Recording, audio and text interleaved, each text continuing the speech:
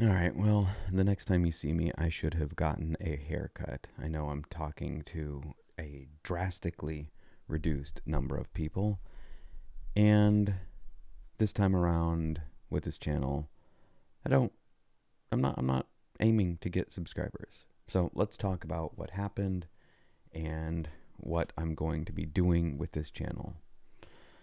So, I guess it's kind of hard to see here. Let me can I move myself around? Let's see here. I can. Let's just do that. That's not gonna work. I'll just get rid of myself for a second. Okay. So the old channel died, and the reason for that is I was putting out copyrighted material. I've seen a few people that are upset at YouTube for shutting the channel down. Your anger, I believe, is misplaced. It's coming from a place of um, like I'm happy that you're upset. That's not what I mean.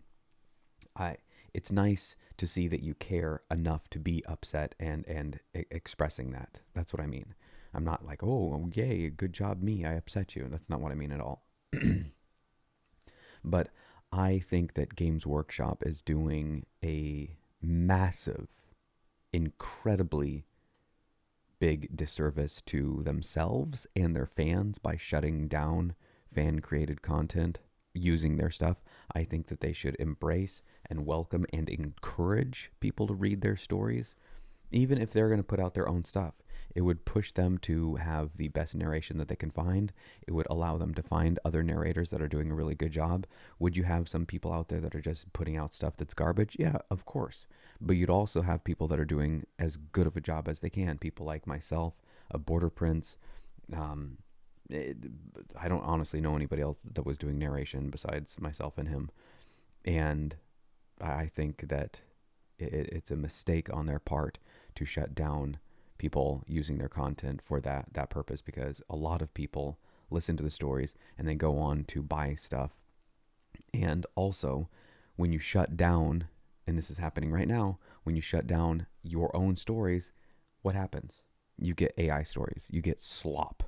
So now YouTube will be full of Games Workshop slightly adjacent slop, AI slop. And that is Games Workshop's doing.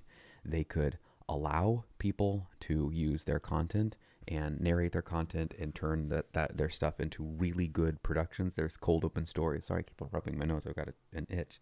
No, I don't do cocaine. Um, Never have. Cold Open Stories does some phenomenal work, and it's all fan stuff. And if they were allowed to create full, so I say they because I think it's a whole team of people. Um, if they were allowed to use Games Workshop stuff, that would be a boon for Games Workshop. You'd have full on audio dramas that were done with sound effects and the whole nine yards, and that would be incredible to see and witness. But no, Games Workshop's got their iron fist and their draconian law, so, hey, do what you want to do. All right, let's go back to the ideas here. I've got. So let's actually, real quick here. Am I upset about losing the channel? Not really. I'm honestly not. The one thing that I'm a little bit upset about losing is some of the podcasts that I did with my wife, because it was kind of like a diary, a journal. We hadn't done anything for years, but I always thought that maybe I'd go back and watch some of that stuff. I know that I was a real jerk to her in some of those episodes, which is what started me down the path of wanting to be a better husband. But I'm not really upset about losing the Games Workshop stuff. I knew that I was doing something that I wasn't really supposed to, and all right, it, I got the copyright strikes, and I didn't take the stuff down fast enough, and you know, you reap what you sow. Okay, so goodbye that old channel. Hello new channel. I've got 3 ideas. 2 of them are for sure, and one is a maybe because it doesn't entirely involve myself, so I don't know if it's gonna happen. All right, so what are these ideas? Let me do something here real quick. Um, okay, gotta move something around.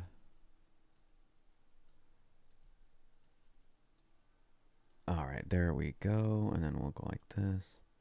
Okay, all right. That's not quite right.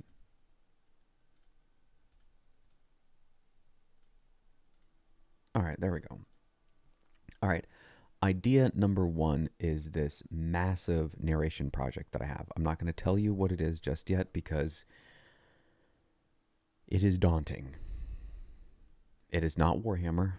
I will not be doing any Warhammer stuff, official Warhammer. I'm not doing that again. I'm not running the risk of the failure and the shutting down the channel. It's not worth it. It's not at all. So it's not that. It is something that is totally okay. It's in the public domain. I can absolutely 100% narrate this. That there's no issue there whatsoever. There's no problem with me narrating this. But I'm not going to tell you what it is. I will give you two hints. You know the book. I guarantee you know it. There's basically 0% chance that you don't know this book. And it's long. It is very long. It will be dozens of hours. It is a massive undertaking. In addition to that, I might do things that are in the public domain. I recently found out that Anne of Green Gables, for example, is in the public domain. The 1985 movie was something I really enjoyed as a younger boy. I had a crush on the actress that played Anne. I think she was probably like 10 years older than me at the time, but I thought she was just an absolute peach when I was, 8, 10 years old. And so I actually went to listen to Anne of Green Gables, downloaded with the Libby, the library app that I've got on my phone. And the reading it was not good. It was not good. It was really, really bad. And then I started listening to A Princess of Mars, which is Edgar Rice Burroughs, which is the John Carter series or the story. And it's really good. I enjoy it, even though it is in first person.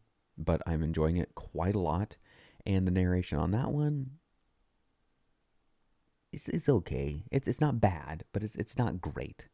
I think I could do better than the version I'm listening to, and I know I could do leaps and bounds better than what I heard on Anne of Green Gables. It was abysmal. So I might do other things like that. We'll see. I'm not sure. Maybe. But any of this kind of stuff is it's if I want to. Okay, idea number 2 is I'm going to be showing you how I'm going to construct a book. I'm going to be doing a behind the scenes on it. And I'm going to go through, there's this website. Let's see if I can, let me do this. Go here, mural board. Sign in. How do I sign in? Okay.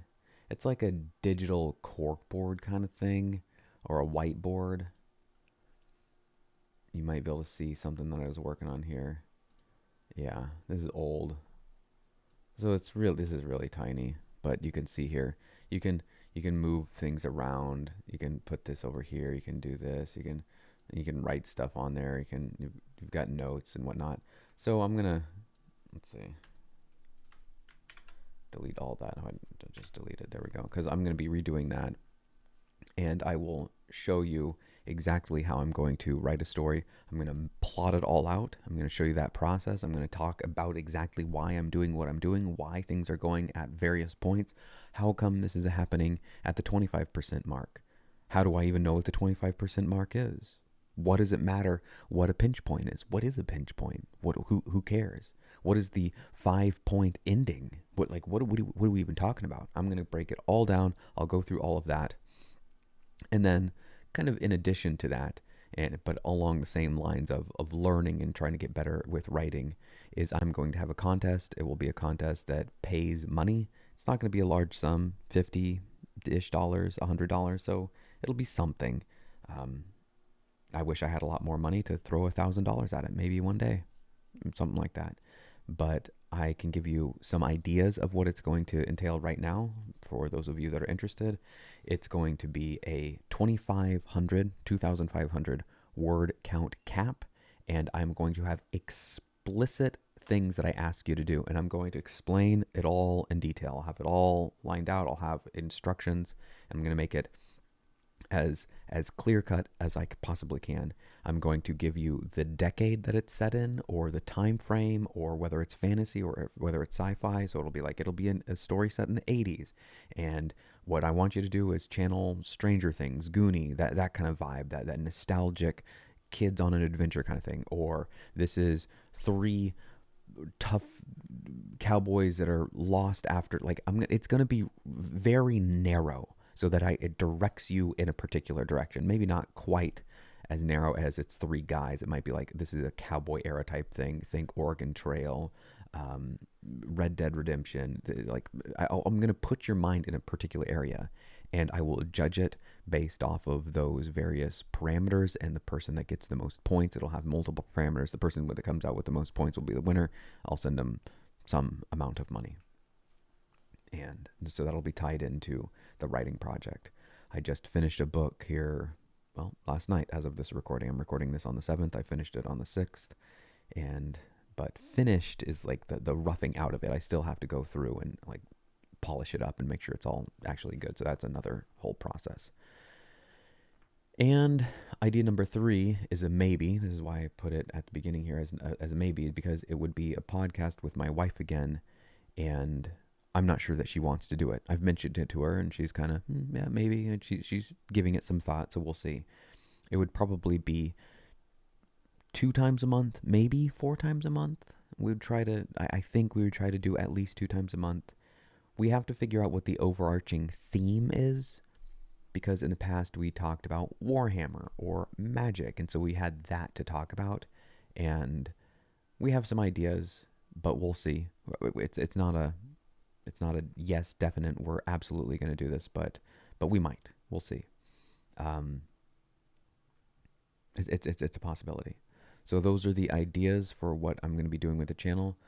The first, let's going back to it real quick. I'm definitely doing this, the massive narration project, maybe other stuff. We'll see. And then the writing behind the scenes, I will be starting that probably next week.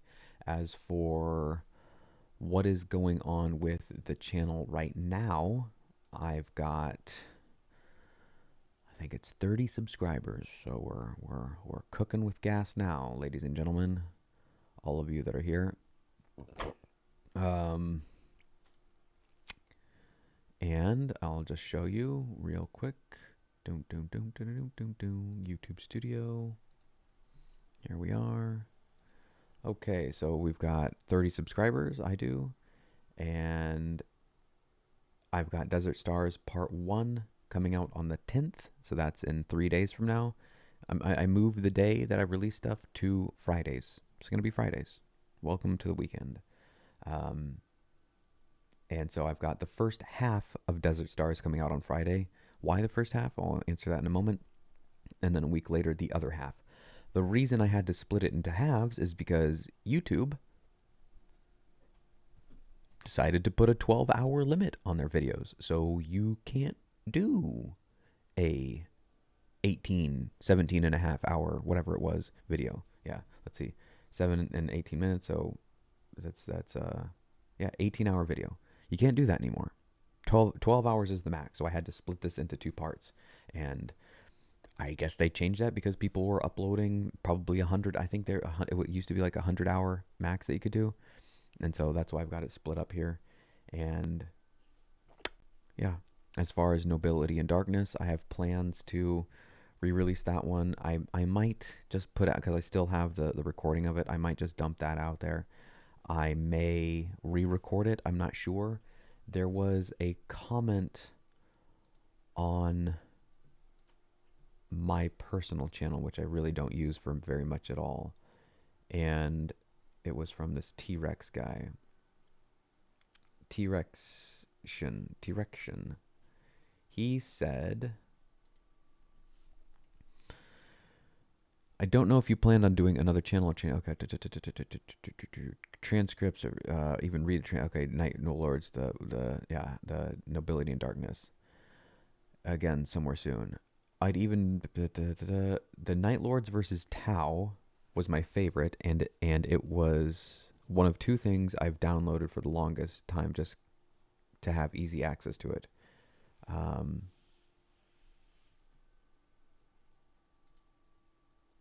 Okay. He said, might be decent enough idea to drop both the OG and the remastered along with a comparative video on Nobility to see what all you thought needed improved on. I legit thought it was your best work.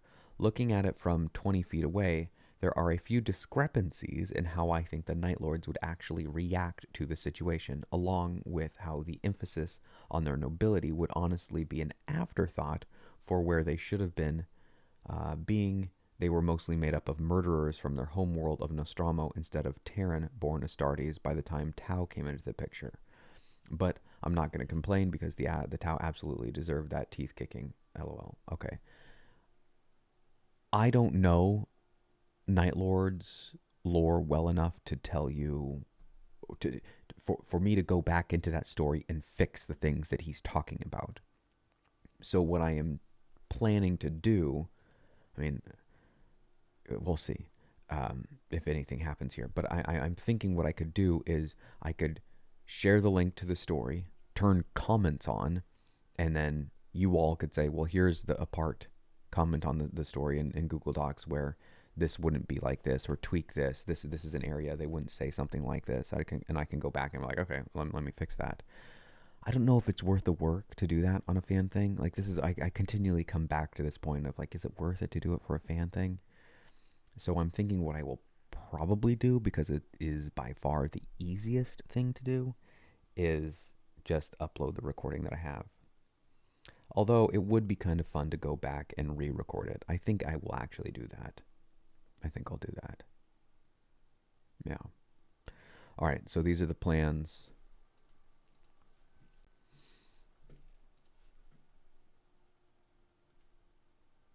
Massive narration project. Maybe other stuff that's in the public domain. We'll see. Writing behind the scenes and the contest. And